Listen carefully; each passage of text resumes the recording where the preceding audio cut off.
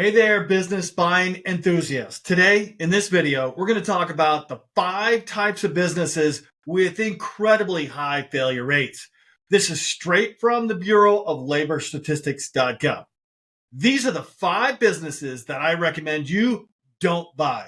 I would say this is one of those Warren Buffett sayings. Avoid the dragons instead of slaying them. Hi, I'm John Stoddard from DEALFLOWSYSTEM and Top M&A Entrepreneurs. Here, educating you on your business buying journey. I bought a few businesses, sold one, shut one down, still own a minority in a third, and I've interviewed over 120 serial acquirers. I'm trying to get smarter about buying businesses. To stay in the loop about more insightful business buying tips just like this, hit the subscribe button and ring that bell so you're the first to know when we drop fresh content. Before I jump into the list, why do businesses crash and burn? Have you ever heard of inversion thinking? It comes from the legendary billionaire Charlie Munger. He recommends this clever exercise. Contemplate the opposite negative aspects of what you desire.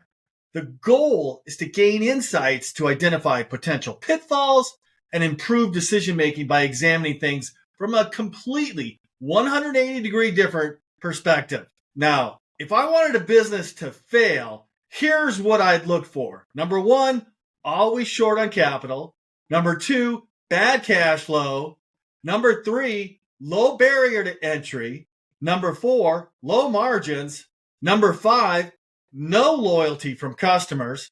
Number 6, not understanding what makes the bell ring, lack of expertise.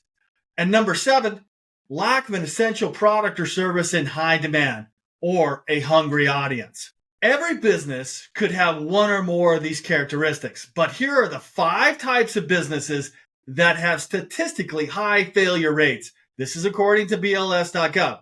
And number 1, restaurants. Brace yourself for a failure rate as high as 90%. I gotta tell you, food-loving customers can be quite unpredictable. Foodies are fickle. Many restaurants are started by talented cooks who may not have the business acumen. Effective marketing is a must, and it's all about the prime locations. I got to tell you today, banks tend to shy away from restaurants, and bankruptcy lawyers love this type of business. It keeps them in business. Here's an old industry joke. How do you make a small fortune in the restaurant business? Start with a large one. And number 2, retail stores, where the failure rate is 80%.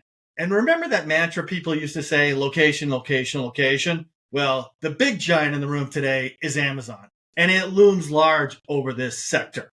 Personal case in point, when my sink sprung a leak and my wife let me know I need to replace it on her honey-do list. In the past, I'd go to acehardware.com or lowes.com, look for the highest rated faucet, drive to that location, buy it. But this time, I went to amazon.com, found about 10 choices in my range, filtered by the highest review, which was 40,000 and almost 5 stars, ordered it, and Amazon delivered my faucet for a better price the same day. You cannot beat that kind of service. Number 3, construction, where capital is king, where the failure rate is as high as 83%. This field demands hefty capital investments, whether you own or rent the equipment. Big common pitfalls in this industry always include insufficient cash flow, undercharging, customers make a change and you don't make the commensurate change, slow payment schedules, and not enough profitable sales. And beware of the roller coaster industry cycles, up and down every 9-12 years. And number 4, the events business, where it's all about the crowd. That has a failure rate of almost 80%. These businesses are difficult. You're tasked with herding masses to one location at a specific time. You typically don't own the event venue. You're usually on a tight budget. The focus is on short, impactful events, make this really challenging. And often, it's one-time customers who attend. There's no list to go back to. And number 5, e-commerce.